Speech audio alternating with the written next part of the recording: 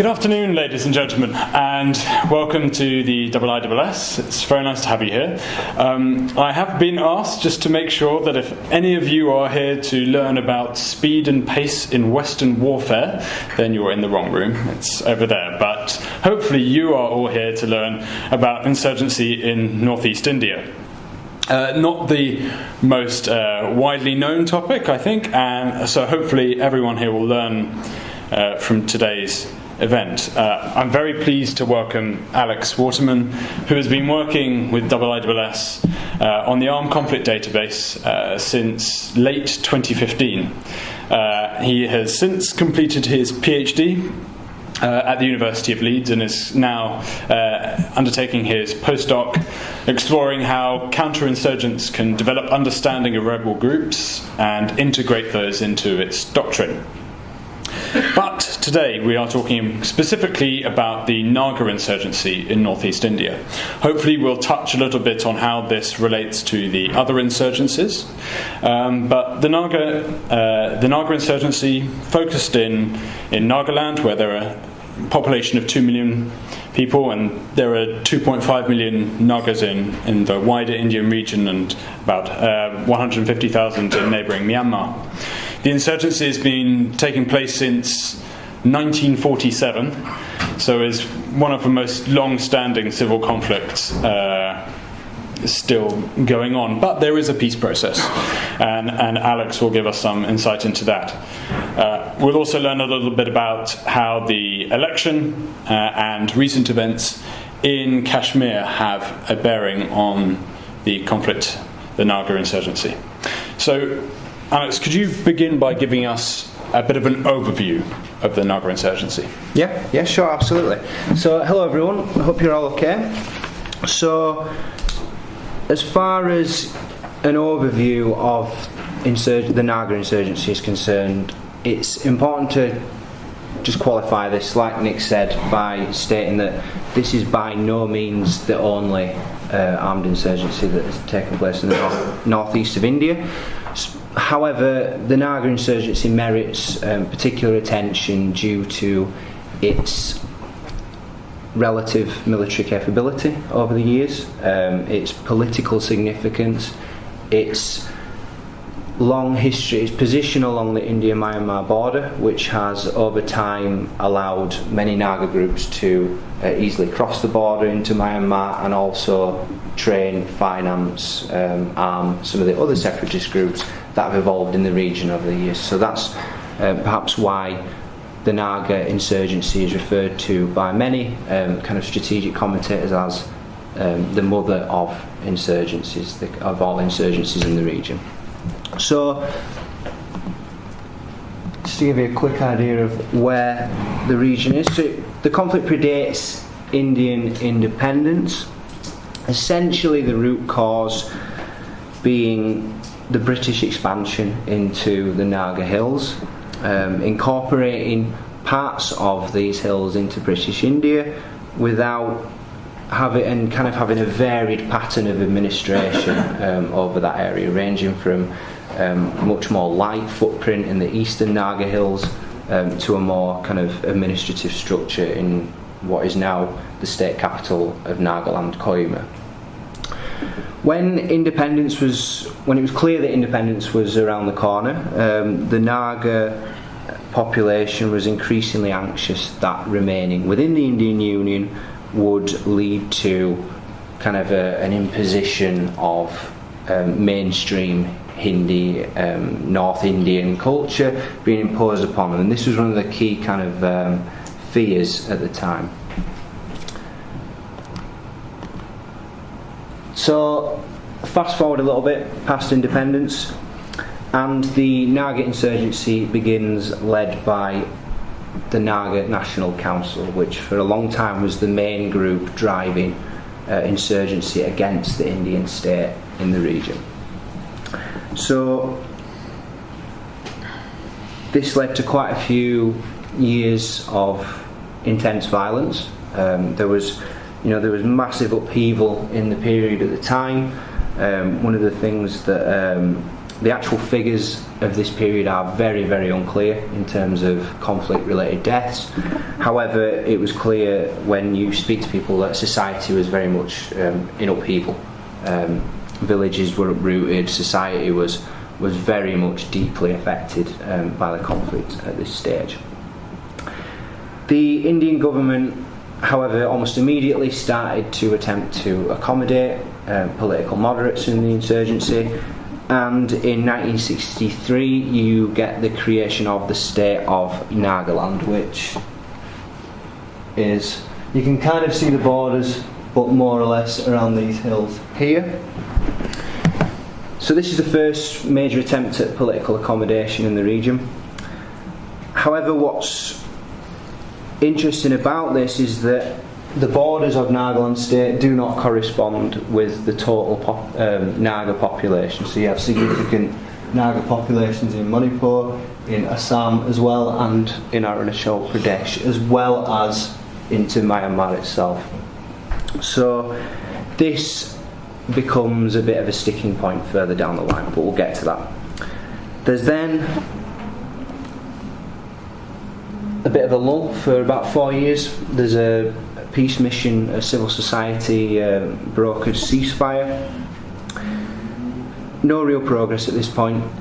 There are some initial splits in the Naga National Council. This is a pattern that's going to emerge in the coming years.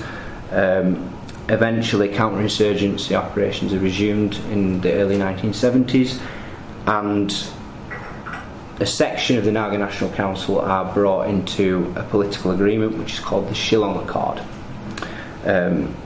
Now this agreement was hailed as being an end to the conflict. However, it did not really incorporate the full the factions within the group. So what happened is the years following that, there was a lot of upheaval within the armed movement, and this eventually led to the formation of the National Socialist Council of Nagaland, which was formed in 1980. And this superseded the NNC as the main rebel group in the region. The NNC still exists today, but it's very much fragmented. There are a number of different factions. So fast forward 8 years, the NSCN splits into two further main factions, NSCN Isaac Moiva and NSCN Kaplang.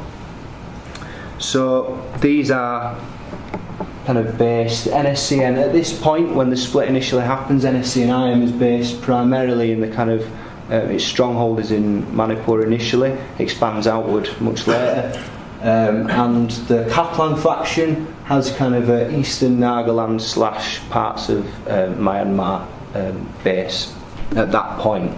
Both expand across the Naga inhabited areas and start contesting for influence with one another as the years go on. So 1997, ceasefire signed with the NSCN IM, and this is the beginning of a long peace process. This is the same peace process that's going on today, so it's been quite a long one. And in 2001, ceasefire signed with the NSCN Kaplang as well.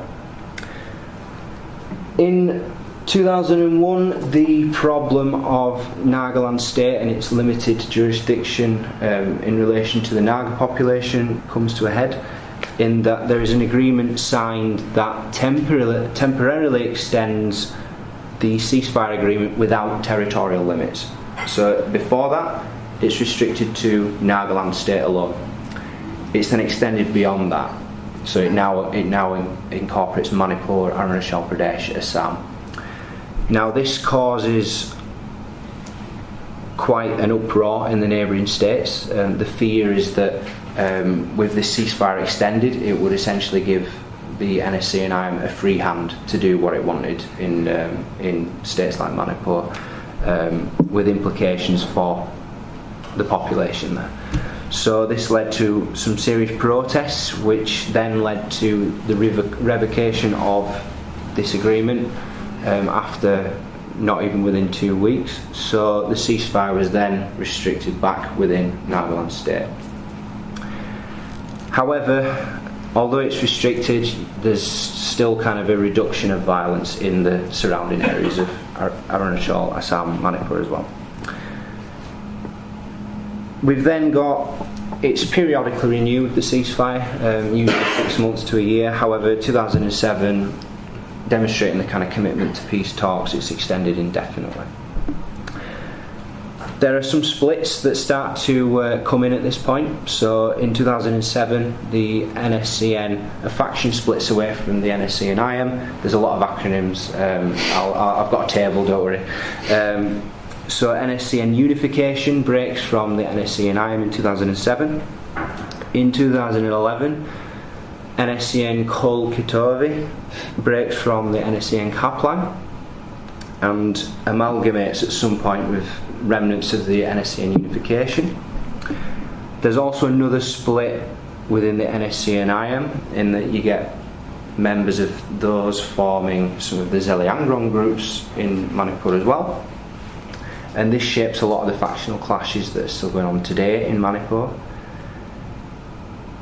Another split happens in 2015 when the NSC and Kaplan allows its ceasefire to expire with the Indian government, citing not enough progress in the talks around the issue of sovereignty.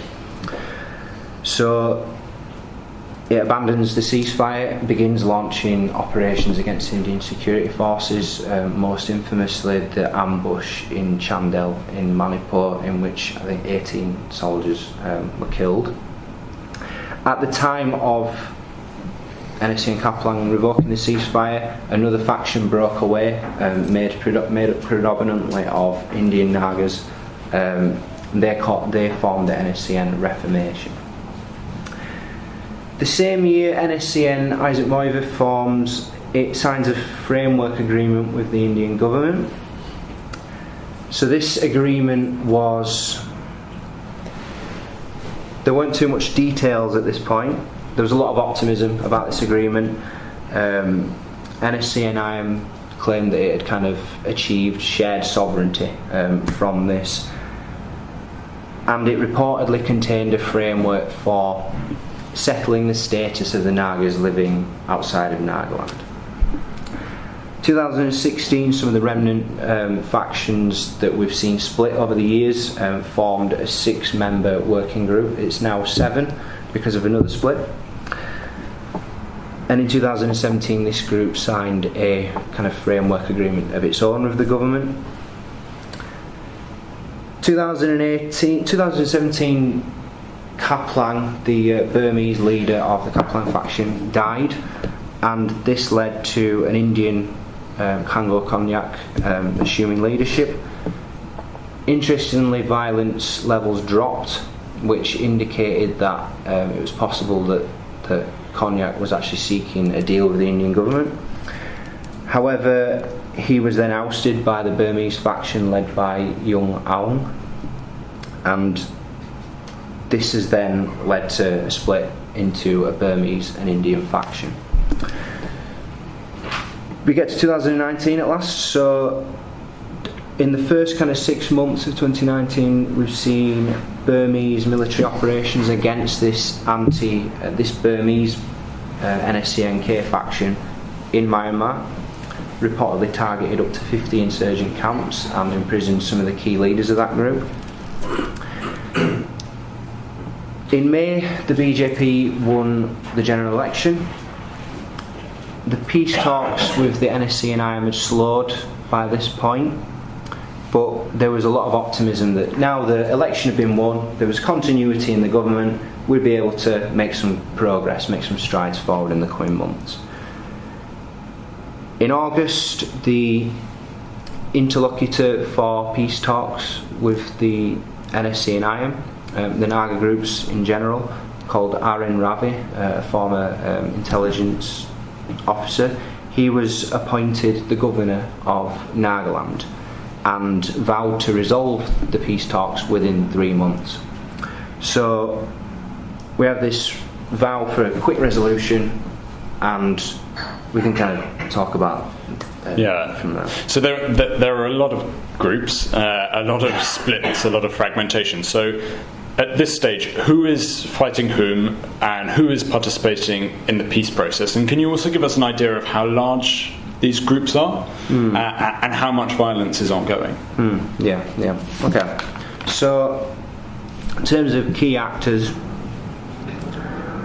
for our kind of more detailed profiles in terms of actual specific numbers, we've got some pretty good conflict profiles for that, but a very brief overview of the key actors and their significance.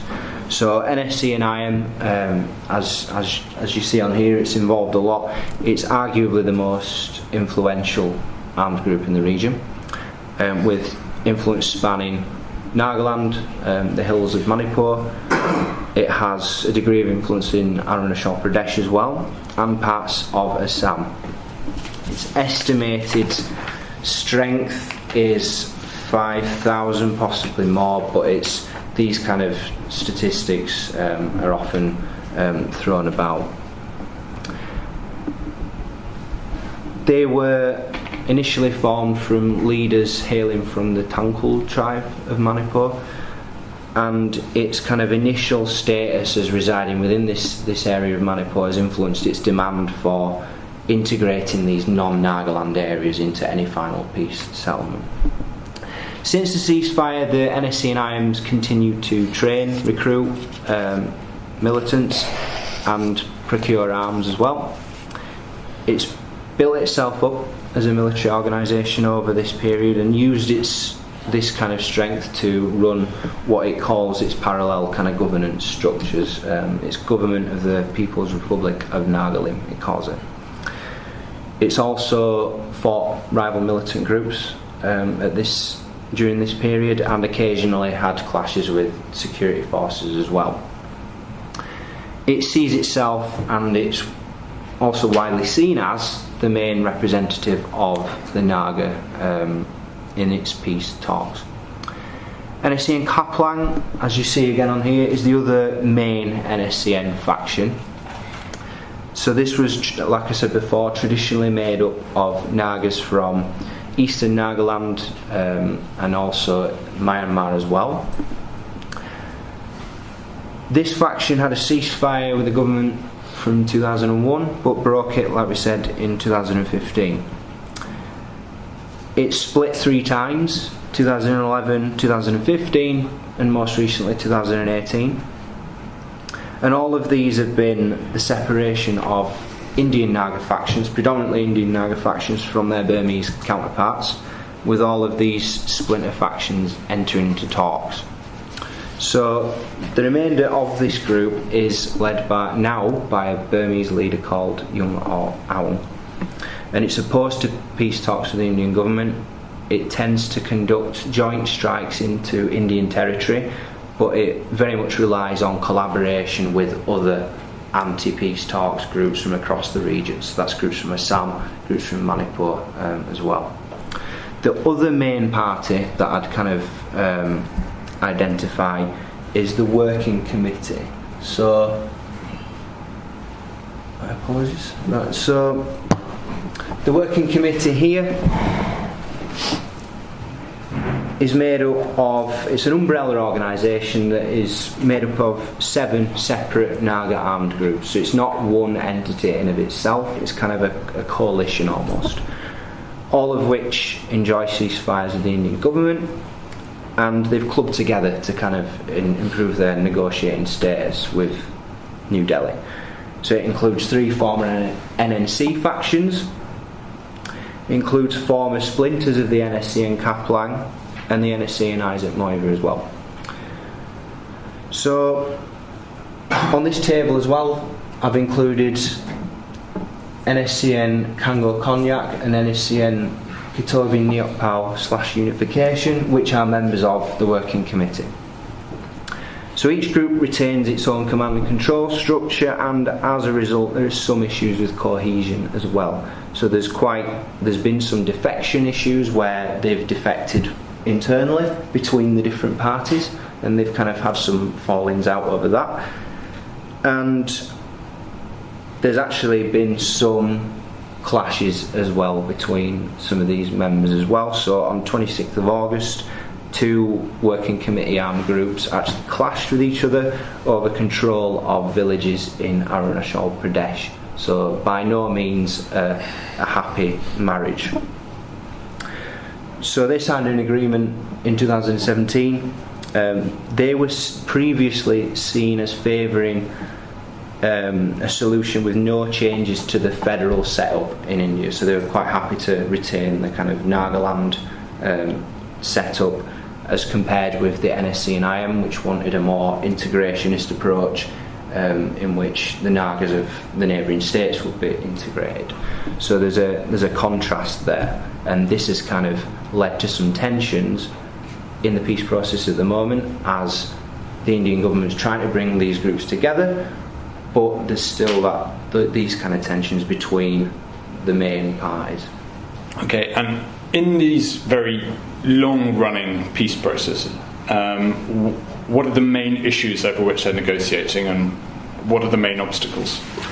Sure. So the current main kind of challenges facing the peace process, I would say, one, the prospect of integrating the Naga inhabited areas beyond Nagaland itself. So this has long been the elephant in the room in the Naga peace process. So the state governments of Manipur, Assam, Arunachal Pradesh, very much keen to protect their territorial integrity, and this has been a big sticking point in the process. Whenever there's been reports that there might be some kind of solution that integrates the Nagas in these states, this has led to protests, and it's led to some quite firm statements that the state government will not let this happen in each of these states. So there's quite some opposition to that. In 2018 we got a bit more clarity about the possible contents of the framework agreement which was signed with the NSC and IM in 2015. These suggested that the framework didn't actually include a provision to kind of change the federal makeup of the region and result in any boundary changes per se. However, that it would involve creating territorial councils for some of the Nagas living in these areas, so thereby granting them special constitutional benefits, access to protection of customary laws, land rights, these kind of things. However, when these details are revealed, even though this is kind of a renegotiation of the initial demand, it still resulted in protests in the neighbouring states. So there's no indication that this has been fully resolved as yet. Second issue, the issue of a separate flag and constitution. So symbolic issues are important to the NSC and IM because it needs to be able to go back to its constituents and claim that it has achieved some degree of sovereignty, whether that be shared, however that actually look. So it demanded a separate flag and a constitution. On the 12th of September, media reports quoted central government sources saying that the government wouldn't be able to offer a separate flag or constitution. So this kind of led to, this has been one of the key demands in the last few months. They've been really pushing for this separate flag and constitution to be able to firstly tell their constituents that they've achieved sovereignty for the Nagas. Second, because there's a real danger of being outflanked by other groups that are in the region as well, other parties engaged in the peace process. Indeed, what we've essentially seen in Kashmir as well, with the 370 developments that are going on, is some of the provisions that actually included a separate flag and constitution in that state. So we've seen one of the kind of precedents almost been affected in that demand. So it'll be interesting to see how this demand is negotiated in the coming months. It's also leading to increased tensions between security forces and militants. So this infographic here shows standoffs, so basic kind of incidents where there's been some degree of confrontation, raids on insurgent camps, and actual violent clashes with two main ceasefire signatory groups, the NSC and IM, and the NSCN Kitovinyot Power Unification, which is a member of the Working Committee. So the actual number of these confrontations is by no means huge. The yellow one is in 2017, blue 2018, red 2019. So what you can see is a degree of escalation in these. Again, these are not significant, huge numbers, but it does show that there's increasingly, as tension kind of builds within the process, there is a little bit more applying pressure in terms of raiding, probing, this kind of thing. So who's conducting these raids against who?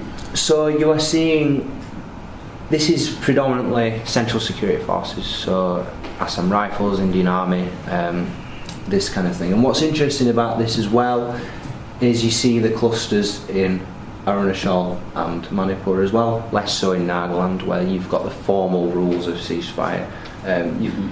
It's not to say that these are complete war zones, I don't mean to say that at all, but it means that the kind of rules are slightly more ambiguous in these areas, although they are more or less governed by ceasefire.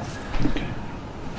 And as you mentioned earlier, in recent months there have been operations by Burmese security forces against the Naga groups.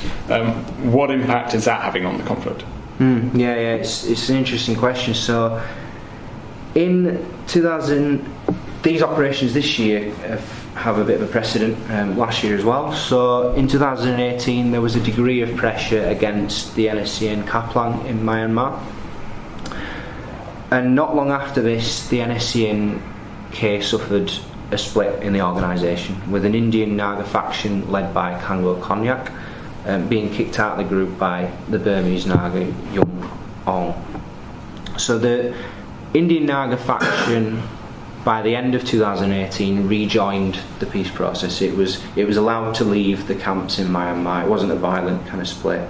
It returned into India and it essentially rejoined the ceasefire.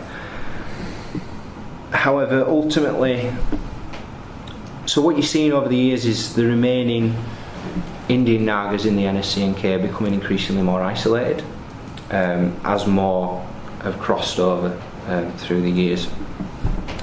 So this could potentially threaten to disrupt the anti-talks group's access links into India and make it increasingly more of a vanguard style organisation that has to kind of conduct strikes into India rather than having kind of supportive population elements there.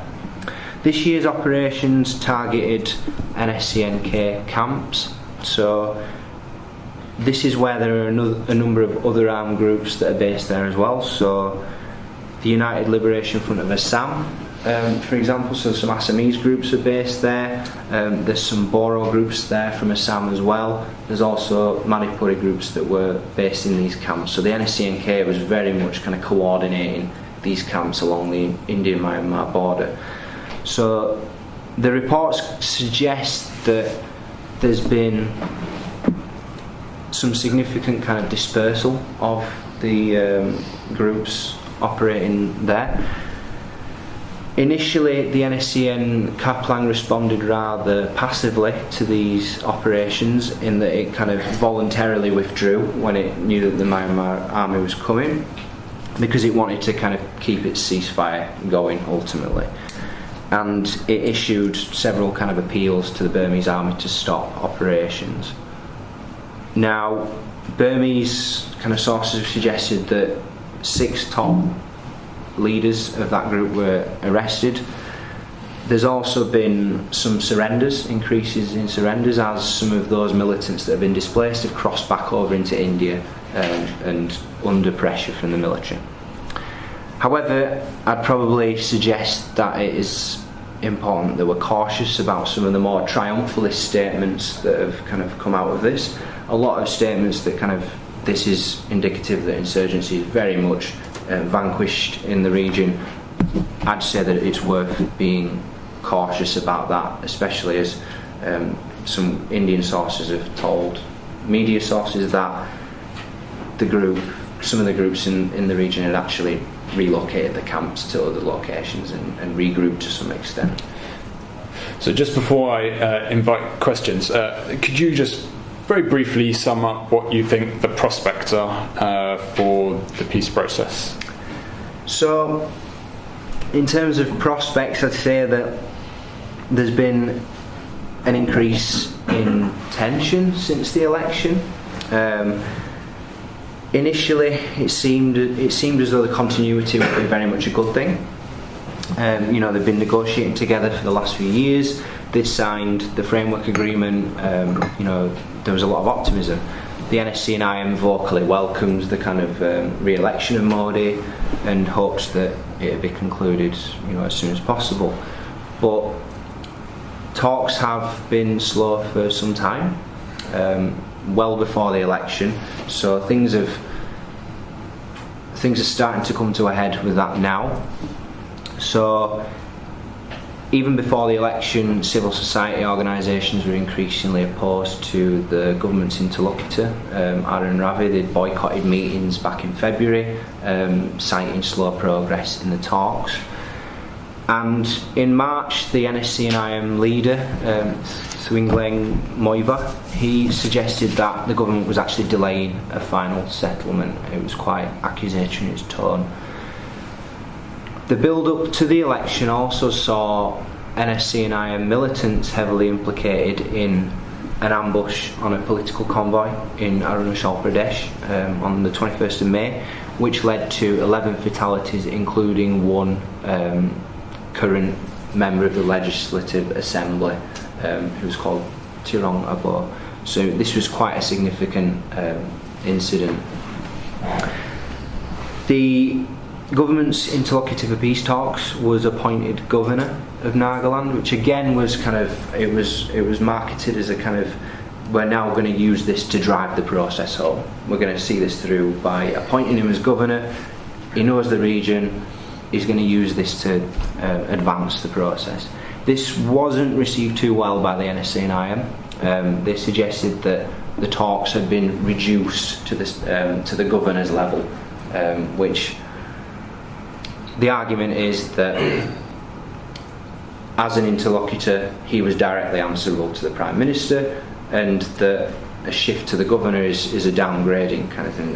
The Indian government has contested that. It's also suggested that the latest few rounds of talks haven't gone well. It accused the interlocutor of being quote, bossy and capricious, it said at one point. And so this is kind of, and then we had the Kashmir stuff as well, which seemed to fuel anxieties amongst some Nagas as well. The governor has issued reassurances to say that the revocation provisions in Kashmir is not going to affect the special status, the constitutional special status of Article 371A in Nagaland, which grants similar kind of rights. But it's been poorly timed, since some of these symbolic issues were already starting to build up over the past 6 months or so. So it's perhaps not going to immediately reassure the Nagas in that respect. So at the moment it's pretty tense, but it's going to be interesting to see what this deadline of 3 months, how this plays out in the next just under 2 months.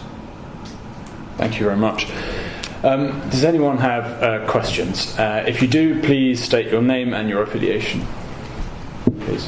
Khalid James, Citation Middle East Forum. Thank you for your presentation.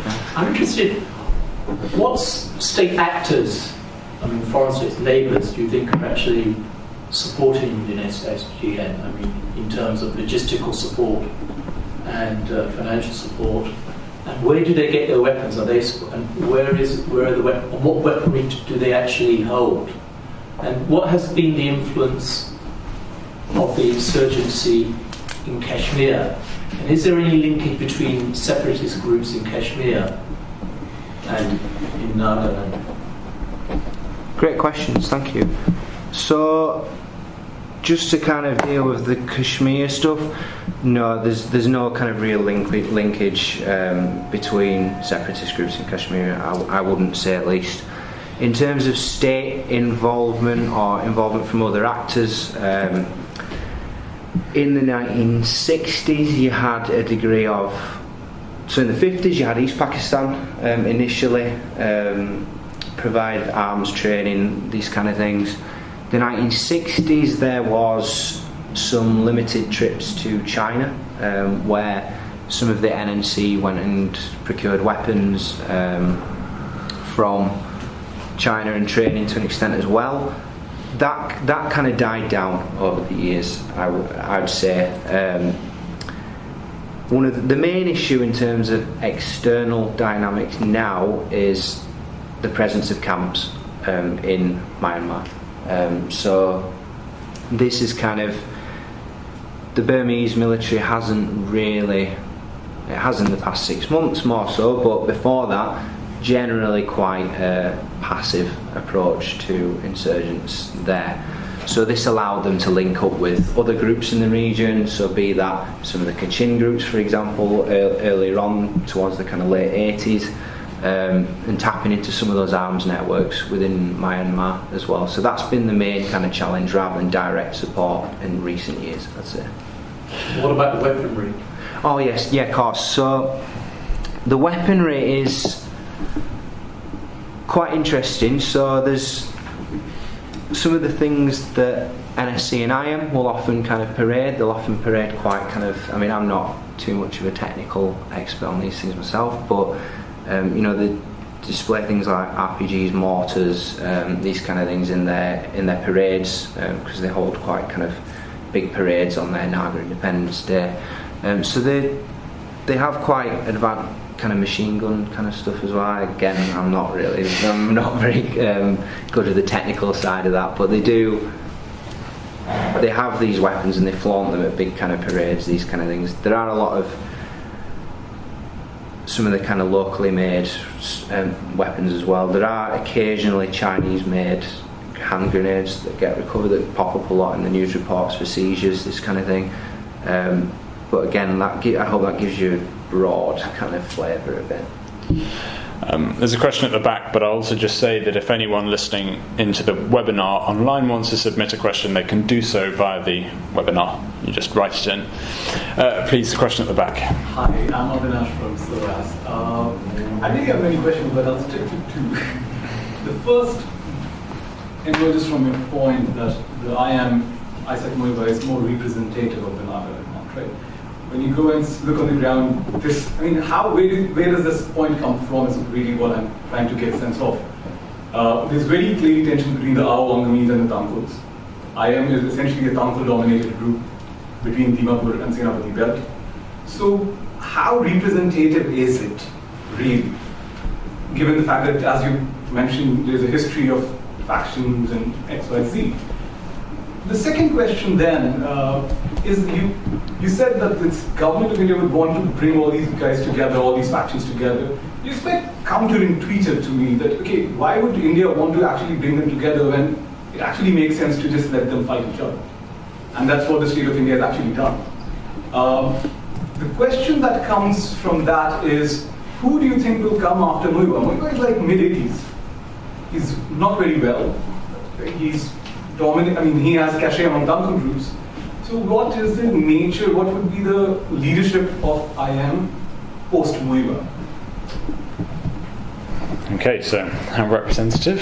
Fantastic questions, thank you. Yeah, in terms of representative, I don't want to kind of go on the record as saying that I think that they're representative. Absolutely not. I think, like you rightly say, you know, the kind of issues of factionalism are enormous within the movement, and if you go to different parts of Naga inhabited areas in the region, you'll have very different perspectives on how representative the IM is. In some areas it's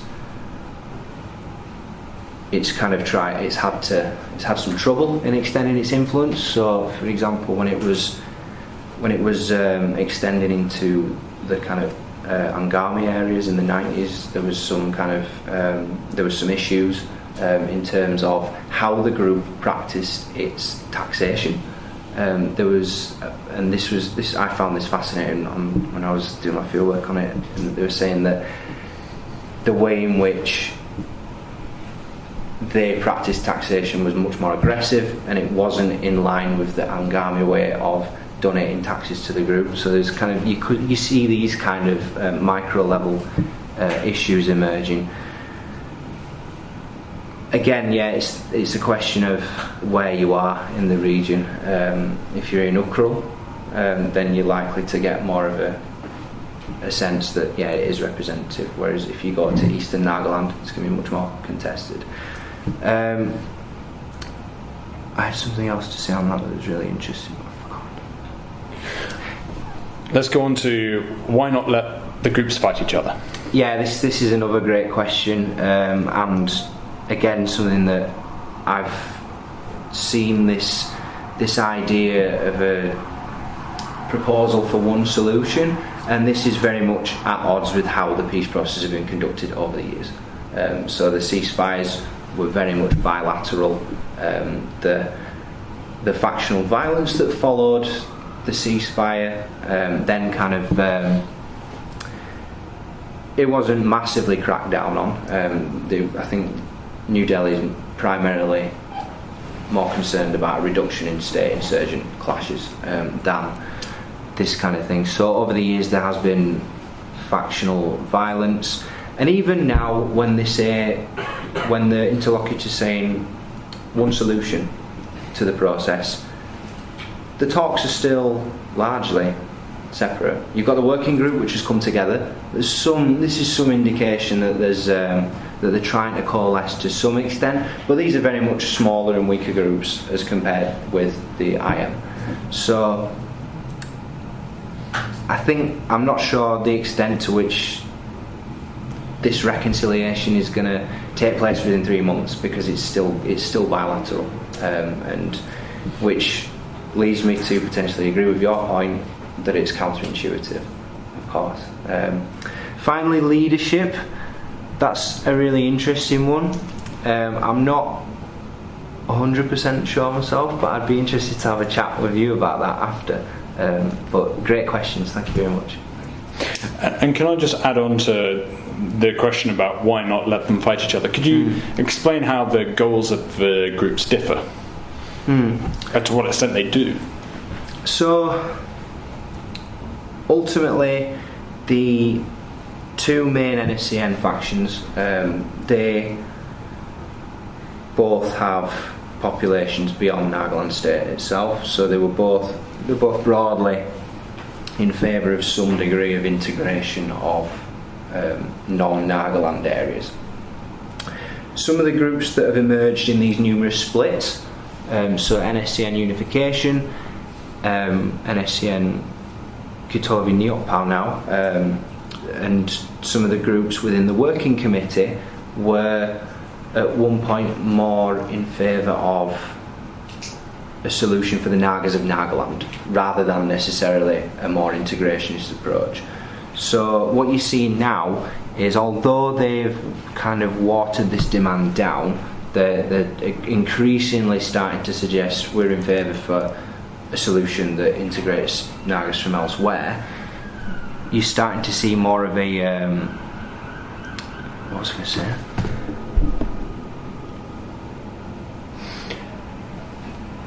In the meantime, please, bring it in. A few comments. One, Northeast India is a much larger area, and if you look at a number of states have become quite peaceful over the last few decades. Mizoram, Arunachal Pradesh, Mizoram, Arunachal Pradesh, of course Tripura. Arunachal Pradesh was never a problem area except some small regions.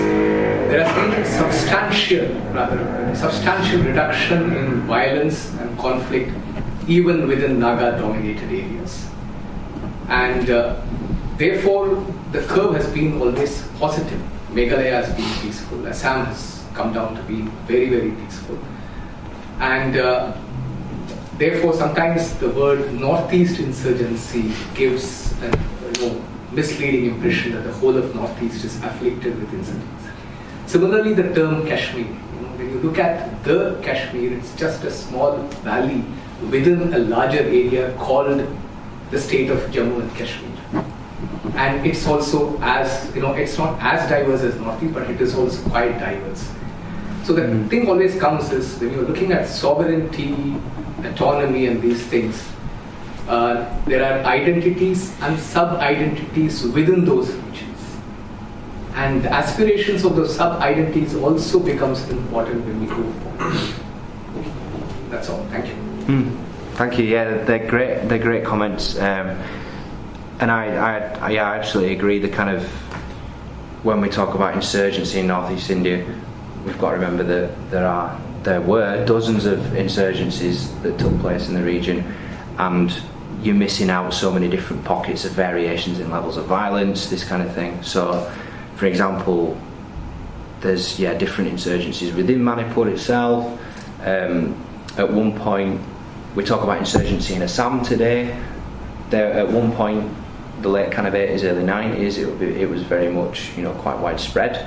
But then today, when you talk about it, we're talking about a few pockets in Western Assam, the Boro kind of areas, and then up in Northeastern Assam with the Ulfa insurgency. So really good point in terms of looking at variations.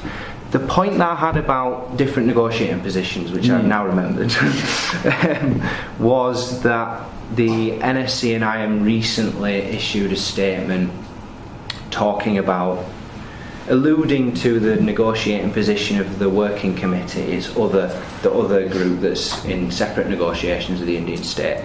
It kind of suggested that the working committee's negotiation position was within the limits of the Indian constitution, and as a result it was operating from a weaker position, or a stronger position from the perspective of the Indian government.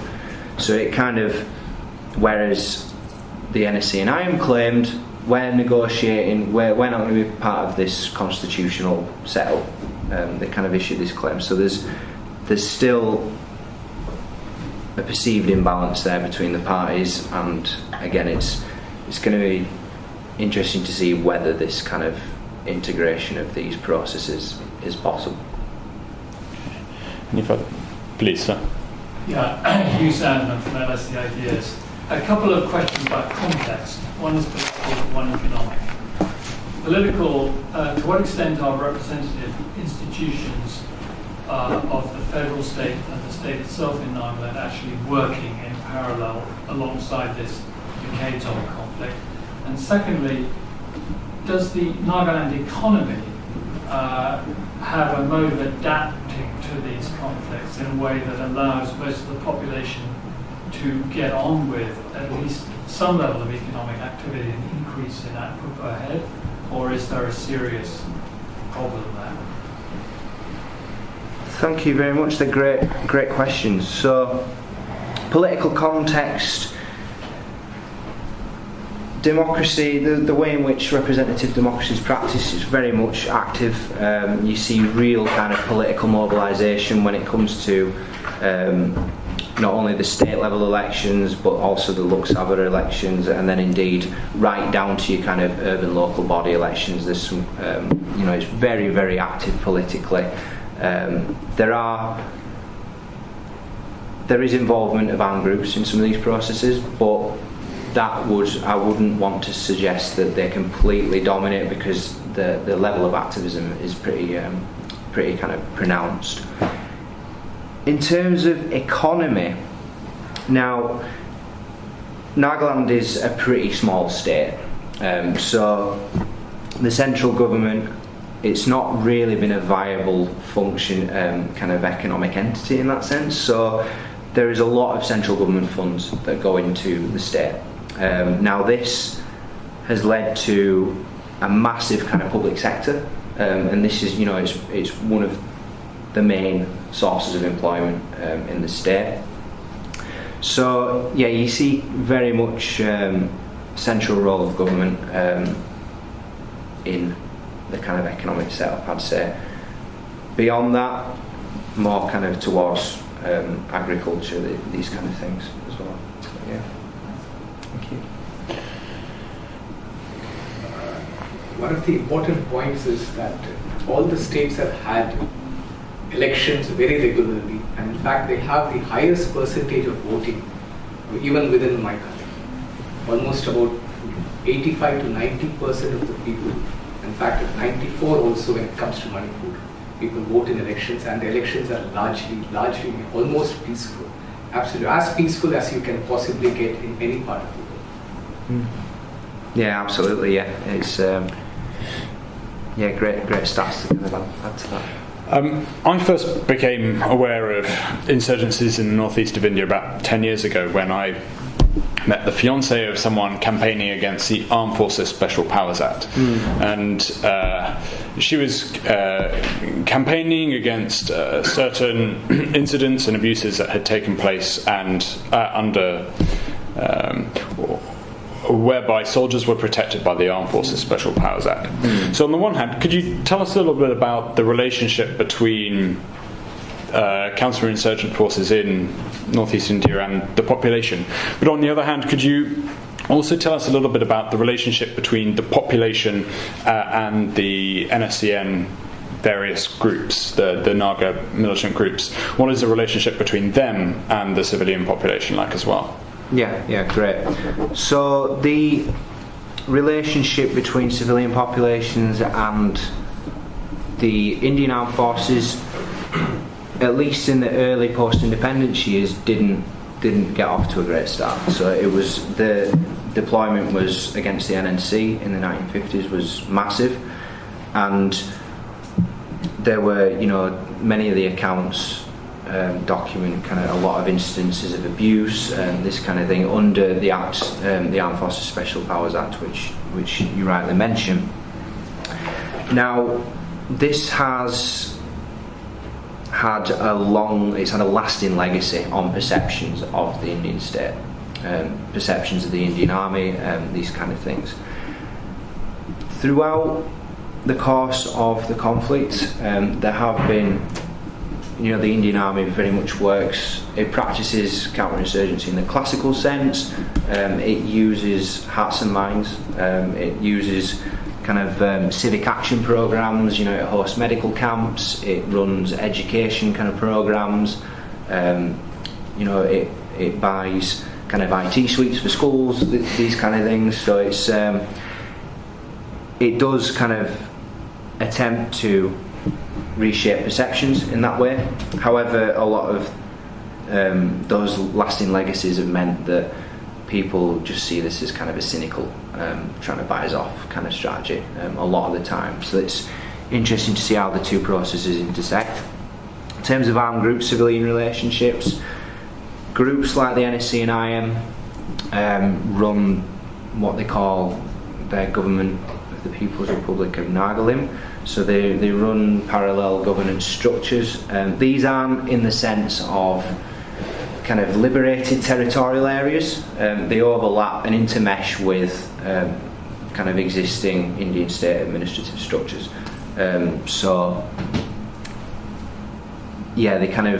They collect taxation. There's often incidents of abuse, kidnapping. For example, the highway coming down from Nagaland into Imphal. It's quite notorious for tax collection of civilians and also kidnapping of contractors, these kind of things. So that this is an issue as well.